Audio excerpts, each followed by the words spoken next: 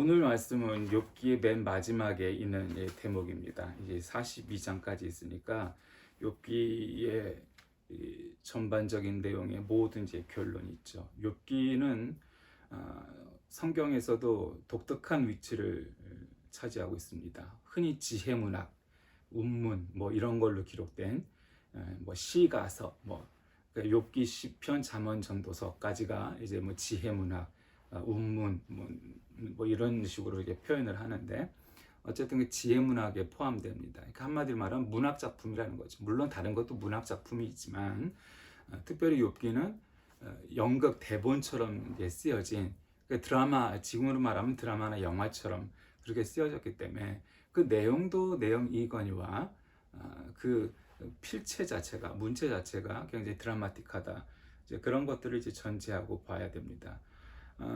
그래서 저는 가끔 이 뮤지컬에 왜 욥기가 안 나올까 늘 이제 그런 생각을 합니다. 욥기만큼 드라마화하고 연극화하기 좋은 대본도 없다, 이런 생각을 합니다. 어쨌든 우리가 잘 아는 것은 흔히 이런 편견 혹은 이런 의견들이 대세입니다. 욥은 참 의인이었고, 성경에 그렇게 기록되어 있으니까 뭐 말할 나위 없이 의인이었고, 이유도 없는 고난을 아무런 불평불만 없이 잘 인내하여 하나님께 복을 받은 자, 우리가 흔히 이제 그렇게 기억하기가 쉽죠. 그런 면도 있어요. 그런 게 아니라는 게 아니라 그런 면이 있어요. 그런데 제가 이번에 욥기를 이렇게 쭉 읽어가면서 어떤 교훈이 있었는가 하면, 물론 이제 그것도 사실이에요. 그건 뭐 전혀 흔들림 없는 분명한 사실이지만, 또 한편의 시각에서 또 보자면 이 욥과 욥기에 대한 또 새로운 부분들도 있고, 뭐 새롭다기보다는 이제 제가 발견한 이제 그런 면도 있어서 그 말씀의 은혜를 같이 나누고자 합니다. 그러니까 우리가 욥은 의인이었고 어려움과 고난을 겪을 때마다 인내했다, 그리고 승리했다. 그리고 오늘 이제 읽은 맨 마지막 욥기의 결론처럼 그는 복을 받았다. 그것도 배로 받았고, 그러니까 여기서 말하는 그 복은 재산을 흔히 지칭하는 거죠. 재산도 따블이 되었고 떡상했고, 그리고 승리했다. 하나님한테 복을 받았다. 뭐 이런 거죠. 그런데 이 욥기를 이렇게 또 읽어보면 어떤 면에서 욥이 정말 잘 인내했다라기보다는 욥은 대안이 없었어요. 아니, 자식들이 이병 저병 뭐 이런저런 이유로 다 죽어나가고, 마누라는 차라리 하나님께 침뱉고 죽어라, 욕하고 죽어라 그러고 떠나버리고, 재산도 그냥 다 탕진이 되고, 무슨 뭐 비트코인 뭐 이런 데다 투자한 것도 아니고, 그런데도 불구하고 그냥 뭐 이유도 분명치 않고 사람이 설명하기 어려운, 그러니까 사람들로서는 객관적으로 설명하기 어려운 상황 속에서 그렇게 재산도 다 나가버리고, 그러니까 어떻게 보면 어찌할 도리가 없었어요. 물론 이제 욥의 장점이나 교훈이 있죠. 그 속에서도 하나님을 욕하거나 침뱉지 않고 버텼다. 그게 욥의 인내다. 이게 우리가 그렇게 표현하는데, 어떤 면에서 보면, 그걸 다른 시각으로 보면 욥은 어쩔 도리가 없었어요. 그런데 그냥 잘 버텼죠. 욥의 세 친구, 물론 이제 엘리후도 있지만 빼고 엘리바스, 빌다, 소발, 이 욥의 세 친구가 계속해서 이제 크게는 세 차례에 걸쳐서 욥과 대화를 나누죠. 논쟁을 벌입니다. 그들의 의견은, 그들의 주장은 한결같은 권면입니다. 야야, 잘 살펴봐라. 네가 예전에 어렸을 적에 한참 피 끓을 때 잘못한 게 있을지도 몰라. 야, 너 우리 모르는 새, 사람들도 모르는 새, 너희 가족도 모르는 새, 너 이거 죄 지은 거 있는 거 아니야? 야, 하나님이 어떤 분이신데 하나님이 아무런 이유도 없이 너에게 이런 고난과 이렇게 한두 가지도 아니고 몰빵, 고난의 몰빵, 시련의 몰빵을 너에게 허락하셨겠니? 그건 아닐 거야. 너 분명히 잘 생각해봐. 그리고 회개해야 돼. 이렇게 주장하는 겁니다. 그러니까 흔히 이 세 친구들의 주장을 매도하거나 폄하하는 경우도 많지만, 이 세 친구들의 의견을 이렇게 잘 보면 하나도 틀린 말이 없어요. 사실을 따지고 보면, 말 자체에는 그들은 상식과 윤리와 명분에 놓고 봤을 때 뭐 합당한 말을 했어요. 그러니까 욥은 억울해 죽겠다 이거죠. 야, 내가 속을 까뒤집어 볼까? 니들이 내 속에 한번 들어와 볼래? 난 그런 적 없어. 그런데 지금 이런 고난을 겪는 거야. 그러니까 나는 억울해. 친구들이니까 이제 그렇게 얘기하는데 친구들은 야야 그런 거 아닐 거야. 너 솔직히 얘기해봐. 너 분명히 문제가 있었을 거야. 죄를 지었을 거야. 그러니까 이들은 인과 법칙을 얘기하는 겁니다. 합리성을 얘기하는 거고 상식을 얘기하는 거죠. 그 예전에 단독 목회할 때 어느 권사님이 그냥 무작정 기도만 하면 인과신앙이래. 그래서 이 양반이 도대체 누구한테 배웠나 궁금하기도 했는데 끝내 물어보지 못했어요. 도대체 인과신앙이라는 건 누구한테 배운 말이냐고. 그 인과신앙이라는 거는 종교화가 되는 거죠. 그러니까 우리가 한 만큼만 받겠다 이런 얘기는 우리가 스스로를 하나님과 우리를 스스로 낮추어서 다른 일개 종교나 미신처럼 우리를 만들겠다는 거예요. 한마디로 권선징악. 잘하고 착하면 상 받고 죄 짓고 잘못하면 벌 받겠다는 얘기죠. 그러니까 하나님이 그런 하나님이시냐? 아니에요. 인과신앙이란 건 기독교 신앙에서 존재할 수 없는, 물론 이제 그런 단계도 있지만 그런 수준도 있고 그럴 때도 있지만 그거를 뛰어넘는 인과 법칙의 세상이 아니고 창조 법칙의 세상인 것을 우리가 깨달아야 합니다. 우리는 얼마나 과학적인 세계에 살고 있습니까? 어마어마한 기기도 만들고 컴퓨터도 만들고 우주도 가고 뭐 이름 모를 전염병도 아주 그냥 2년 새에 바로 백신도 만들고. 그러니까 우리는 굉장한 이런 과학 세계에서 살고 있습니다. 그런데 우리는 동시에 하나님의 창조 법칙 안에 있다는 것을 늘 잊으면 안 됩니다. 욥기에 뭐 사냥과 악어와 우박과 뭐 이런 기타 여러 위협이 막 등장을 하죠. 뭐 그것뿐이겠습니까? 이렇게 표현했지만 우리가 사는 세상에 뭐 사람이 무섭고 뭐 돈이 무섭고 뭐 권력이 무섭고 왜 그런 게 없겠습니까? 근데 그 속에서 발견해야 될 건 뭐냐면 욥이 참 잘 인내했다 라기보다 거기에 계신 하나님을 발견해야 됩니다. 하나님이 잘 드러나지 않는 것 같아요. 그런데 그렇죠. 탁탁 이제 가끔 등장하시고 그러면서 욥기에서 발견할 수 있는 하나님은 뭐냐면 이런 거예요. 하나님은 너는 손님이 아니다. 너는 내 자식이다. 너는 내 자녀다. 라고 말씀하시는 거예요. 네가 그 이름 모를 너도 판단할 수 없는 그리고 너도 예측할 수 없었던 그런 겪어보지도 못한 그런 고난을 겪을 때 나는 너와 함께 거기에 있었다.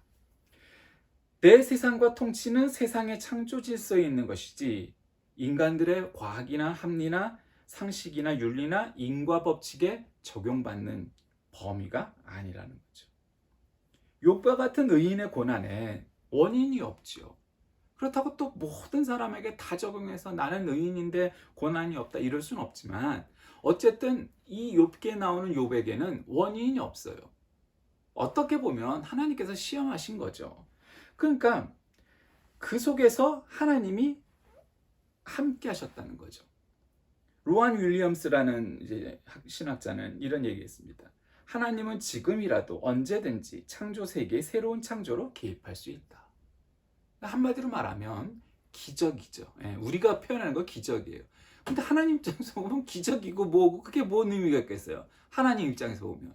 그 인간의 입장에서 보면 그건 창조예요. 그냥 인간은 창조는 끝났다. 우리가 아는 자연 질서와 모든 창조의 모든 질서가 전부다라고 생각을 하죠. 천만에요. 여러분 아침 방송에 의사가 나와서 지방을 먹어야 살이 빠진다고 그런 놈이 있었어요. 난 그것도 이 생각을 했어요. 근데 그거를 한참 동안 주장했어요. 그 왜 우리 지방을 먹어야 다이어트 된다고 주장하던 그 아주 짧은 때가 있었어요. 의사가 그랬어요. 의사가. 뭐 그냥 뭐 민간 요법도 아니고 의사가 나와서. 그러니까 의사도 수준이 너무 많이 다른 거예요. 그러니까 과학은 마찬가지예요. 우주가 몇 억만 년, 몇 억 광년이 어쩌고 저쩌고 그럴 수도 있지만 아닐 수도 있어요.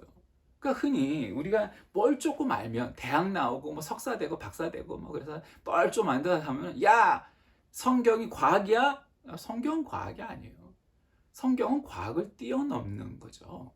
그러니까 우리가 과학이나 합리주의나 우리 이성으로 상식으로 판단할 수 없는 부분이 성경에 기록되어 있는 거예요. 그것이 옛날에 기록되어 있으니까 우리가 보기엔 약간 촌스러울 수도 있고 너무 고어틱할 수도 있고 너무 옛날 이야기 같을 수도 있고 신화 같을 수도 있지만 표면은 그렇지만 그 안에 하나님의 창조 질서의 세계에 대한 말씀이 있다는 거예요.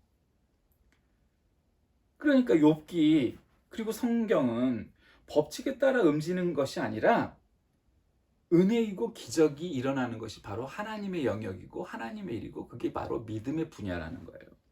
인간적으로 창조의 모든 질서는 끝났다. 이게 이제 좀 어려운 말로 하면 철학이나 신학에서 그 이신론이에요. 자연신론. 야, 이 세상은 그냥 지금 이렇게 뭐 진화가 됐건 창조가 됐건 지금 이 세상 그대로 자연 법칙 그대로 유지가 되는 거야. 꼭 그렇지 않아요. 우리가 모르는 게 많을까요? 적을까요? 그것조차도 알 수가 없어요, 우리가. 우리가 뭐 대충 아는 것 같이 여기지만 그냥 대충 아는 거예요. 그 정도고. 그러니까 법칙에 의존하지 않으면 은혜와 기적이 존재할 수가 없는 거예요. 이게 잘 이해가 돼야 돼요. 자연 법칙이 있기 때문에 율법이 있기 때문에 복음이 빛이 나고 진가가 나타나는 거예요. 자연 법칙이 있기 때문에 창조 법칙이 하나님의 은혜가 더 빛이 나는 거예요. 자연 법칙이 없었다면 창조 법칙이 무슨 의미가 있겠어요? 그냥 뭐든지 하나님 마음대로 막 뭐 그렇게 표현하면 안 되지만 엿장수 마음대로 그냥 야 너는 살아 너는 죽어 너는 뭐 잘했어 너는 잘못했어 건마다 건 바이 건으로 그렇게 하신다면 하나님이 아니시겠죠. 하나님은 그런 분이 아니에요. 대부분은 열의 아홉은 한 퍼센트로 얘기하면 99%는 다 자연 법칙대로 운행되게 돼 있어요. 이 세계는. 근데 예외도 있는 거를 알아야 돼요. 그 퍼센테이지가 아무리 작고 작은 부분이어도 분명히 하나님이 개입하시는 부분이 있다는 걸 알아야 돼요. 그게 몇 퍼센트냐? 그게 지금 중요한 게 아니라 그런 부분이 있어요. 세상에 왜 기적이 없겠어요? 그 만약 그런 기적이 없고 놀라운 일이 없으면 세상에 이런 일이 무슨 뭐 서프라이즈 뭐 이런 프로가 왜 있겠어요? 인간의 상식으로 가늠할 수 없는 일이 아직도 많이 벌어지기 때문이죠. 우리는 자연 질서 속에 있지만 창조 질서 속에도 함께 있다는 것을 아는 그런 자리, 그런 수준 단계로 넘어가야 됩니다. 보통 종교나 과학이 갖는 편견은 신이 정당한 사람에겐 보상하고 또 악인에게는 벌을 준다. 흔히 말하는 권선징악이죠. 이건 미신이나 종교에서 흔히 얘기하는 거예요. 그러니 착하게 살아라. 착한 일을 해라. 뭐 이런 거죠. 그게 기독교에 없다는 게 아니고 인정하지 않겠다는 게 아니라 있어요. 그 보편적인 얘기죠. 종교가 다르면 여기에 누가 무슨 클레임을 걸까요? 아니에요. 이슬람 신자건 불교 신자건 무신론자건 이 부분에 관해서 뭐 무신론자는 아닐 수도 있고 또 아닌 놈도 있어요 사실은. 그러나 대부분의 선한 사람들은 인정하죠. 착하게 살아라. 그러나 그것을 뛰어넘는 하나님의 은혜를 경험하고 인정하고 믿는 것, 그것이 기독교이고 기독교에 대한 믿음입니다. 그러니까 기독교와 기독교에 대한 믿음이란 건 결국 뭐예요? 하나님을 믿는 게 중요한 거지 우리의 믿음이 중요한 게 아니에요. 간혹 가다 보면 교회에서 이상한 열심을 가진 분들을 봐요. 그러니까 뭐 이상한 열심이란 건 뭐냐면 저분은 하나님을 정말 극성스럽게 열심히 아주 믿는 게 아니고 자기의 믿음이 더 중요한 것 같다 이런 느낌을 받는 분들이 사실은 꽤 있어요. 그게 아니라는 거예요. 나의 믿음이 중요한 게 아니고 하나님의 포인트가 되고 하나님을 믿는 믿음이 중요하다는 거예요. 오늘 본문은 욥기의 결론이 있죠. 어찌어찌해서 잘 됐다. 근데 그 하나님께서 세 친구에게 노하시죠. 그리고 뭐라고 말씀하시자면 야 니네가 욥에게 가서 하나님께 용서를 구해라 명령하세요. 그러니까 욥의 중재에 의해서만 용서하겠다 이렇게 표현하는 거죠. 그러니까 엘리후를 제외한 세 친구만 여기에 나오는데 그들은 질서의 세계, 인과의 세계, 닫힌 세계, 뭐 합리주의, 뭐 인과율 이런 상식과 보편과 윤리와 도덕의 세계. 그래서 분명한 거예요. 자신들의 논리가. 근데 사실 욥은 믿음의 사람이긴 했으나 이 세 사람과 논쟁을 했을 때 뭐 머리수도 딸리지만 이길 수가 없었어요. 왜냐하면 자신은 이유도 모르고 설명할 수가 없는 거예요. 믿음은 때로 그럴 수 있는 거예요. 설명할 수가 없어요. 아니 나는 그런 일이 없는데 이런 일이 당했는데 그럼 나는 뭐라고 고백을 해야 되니? 억울한 자예요. 욥은 이해할 수 없는 고난이 있는 거예요. 그러니까 이 속에서 이 양자의 대결 속에서 하나님의 공의성을 우리가 발견해야 됩니다. 하나님이 인간을 사랑해서 회복하고 복구시키려 하신다는 것을 욥을 통해서 우리는 깨달아야 돼요. 하나님을 제한하시면 안 되는 거예요. 새 친구들의 율법주의, 합리주의, 인과율, 뭐 종교적 견해, 그런 건 어떤 거예요? 굉장히 냉랭하고 비정하고 관념화된 거죠. 근데 욥은 그렇지 않았어요. 억울한 자예요. 이루 다 밝히 설명하기는 어려워요. 무슨 수학 공식처럼. 그런데 그는 그런 일이 없었거든요. 그리고 결국은 점점점 잘 됐다. 그 결과를 뭐라고 표현하냐면 딸이 셋이고 아들이 7이래요. 이 당시에는 뭐 딸을 경시했단 말이에요. 근데 딸을 굉장히 부각시켜요. 딸이 아주 이뻤대요. 이름까지 하면서 되게 이뻤대요. 그리고 그 딸들에게 아들과 똑같은 재산도 물려줬대요. 그 욥이 지금으로 말하면 그 무슨 페미니스트들이나 양성평등 뭐 얘기하는 사람들한테 얼마나 좋은 저거예요. 이수천 년 전에 구약 시대 인물이. 그래서 하나님이 결국 욥을 만나는 오늘 이 본문에 어떻게 나오시냐면 폭풍 속에서 나타나셨대요. 그는 그냥 제3의 관전자나 심판처럼 멀찍이 서 있었던 게 아니라, 구경하고 계셨던 것이 아니라 욥과 동행하며 욥과 함께하며 그의 고난에 함께하셨다는 거예요. 그리고 폭풍 속에서 나타나셨다는 거예요. 주의 깊게 보시면 함께하셨다는 것을 우리가 여기서 깨닫게 돼요.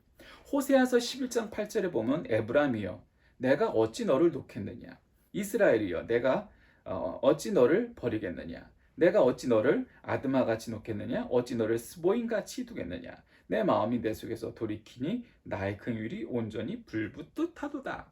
여기서 에브라임은 북이스라엘, 남북국 시대의 북이스라엘을 얘기해요. 그러니까 북이스라엘 왕국의 대표 지파가 에브라임이었거든요. 제일 컸거든요. 그러니까 에브라임이나 이스라엘이나 다 똑같은 얘기예요. 그다음에 아드마나 스보임은 어떤 도시냐면 우리가 잘 나오지 않는 도시인데, 이 도시, 이 마을은 소돔과 고모라의 옆 동네예요. 이 말은 뭐냐면, 야, 소돔과 고모라를 멸할 때 그 옆에 있는 너희들이 소돔과 고모라와 가까우니까 아드마나 스보임 너희들도 같이 죽어야 되겠느냐? 아니라 이거예요. 너희들은 살릴 거다 이거예요. 아무리 가까워도 그 동네나 그 동네나지만 그게 그렇다는 거예요. 우리가 사니까 평택이니 송택이니 나누고 뭐 지역 감정이 심하고 뭐 유튜브 보니까 그런 얘기도 나오더라고. 뭐 어쨌든 그런데 서울에서 보고 부산에서 보면 야 평택이나 송탄이나 다 평택이지 뭐 이런 식이 되는 거죠. 근데 그래도 다르다 이거예요. 다르다. 너희들은 소돔과 고모라가 아니다. 야복강 가에서 20년 만에 고향으로 귀향하는 야곱이 하나님의 사자와 씨름을 합니다. 그래서 하나님의 사자를 이기고 나서 야 너의 이름이 뭐냐? 야곱입니다. 너의 이름을 이제는 다시는 야곱이라 하지 말고 이스라엘이라 하리라. 이스라엘은 뭐예요? 하나님과 맞싸워 이겼다. 이런 뜻이잖아요. 세상에 하나님과 싸워서 이긴 놈이 있어, 세상에. 근데 따지고 보면 있어요. 하나님 져주신 거죠. 하나님과 싸워 이겼다라는 거예요. 돌아온 탕자 이야기도 똑같아요, 사실은. 그러니까 모든 건 다 이런 성경의 이야기들이 하나님의 종이 아닌 어떤 이야기죠? 하나님의 자식, 하나님의 자녀라는 것을 가르치시는 거예요. 시편 136편 23절에도 우리를 비관한 가운데서도 기억해 주신 이에게 감사하라. 그 인자심이 영원함이로다. 우리를 비천한 가운데서도 기억해 주신 이에게 감사하라. 그 인자심이 영원함이로다. 이런 찬양이 있어요. 그러니까 시편을 보면 참 없는 구절이 없어요.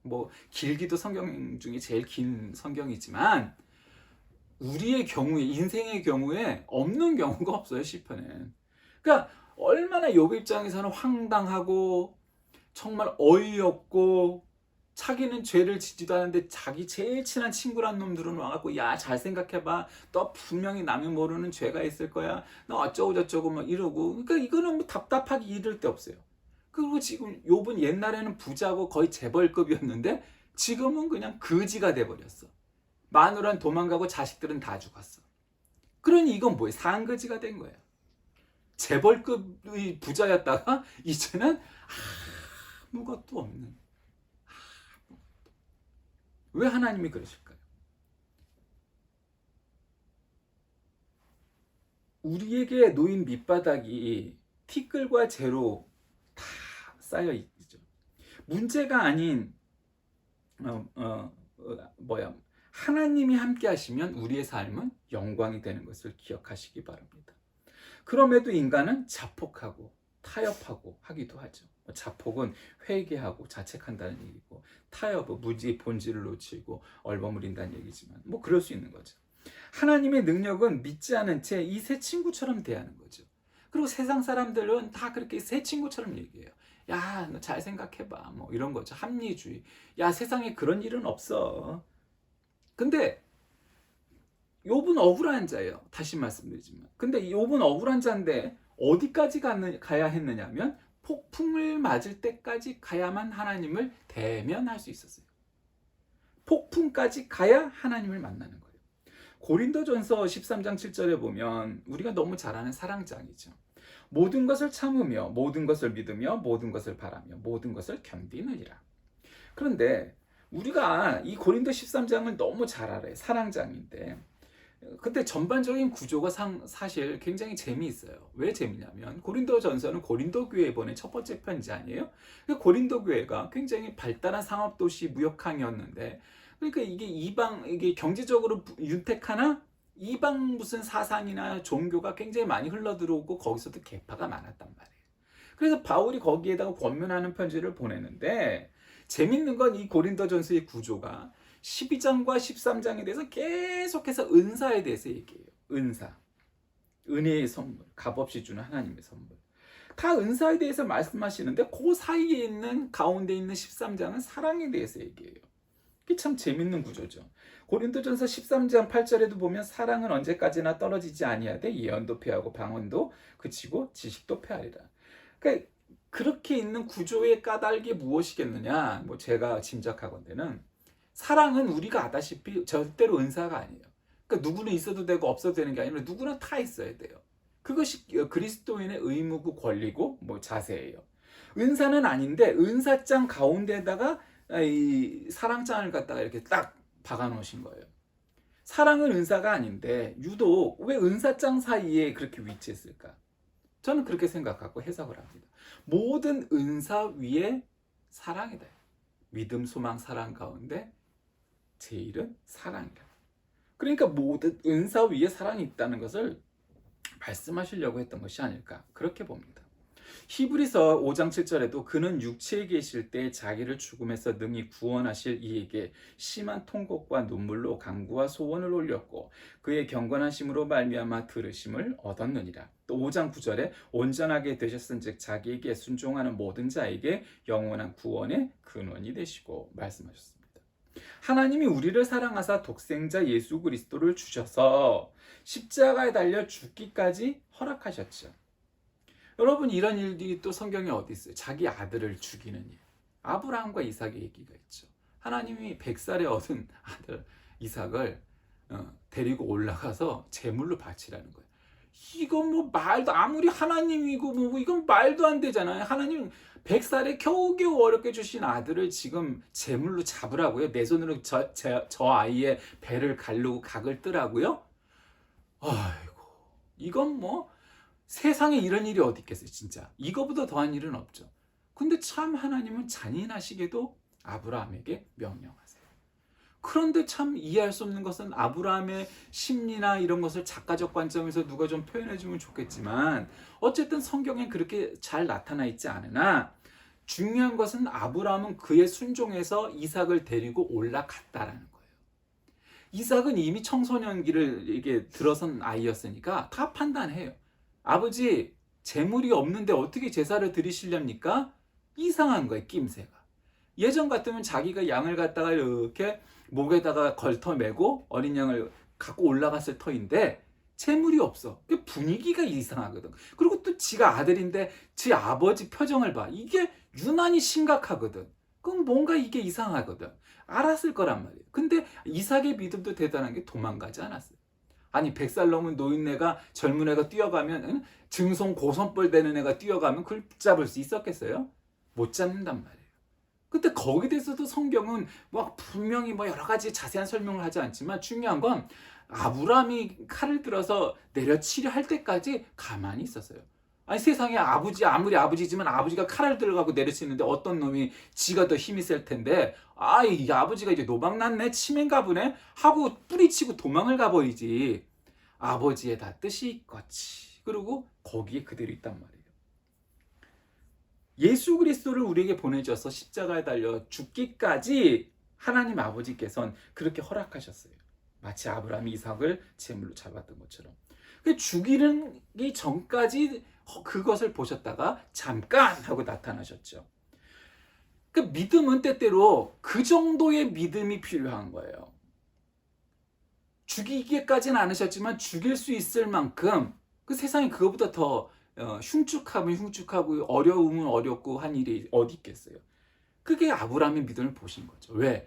아브라함으로부터 시작되는 이제 믿음의 후계가 중요하고 믿음의 조상, 믿음의 아버지가 될 사람이니까. 예수 그리스도는 고난을 순종하며 통과하시고 하나님 아버지의 뜻에 따라서 죽으셨다가 부활하셨죠. 그게 하나님의 뜻이에요. 그게 성경의 복음이고요.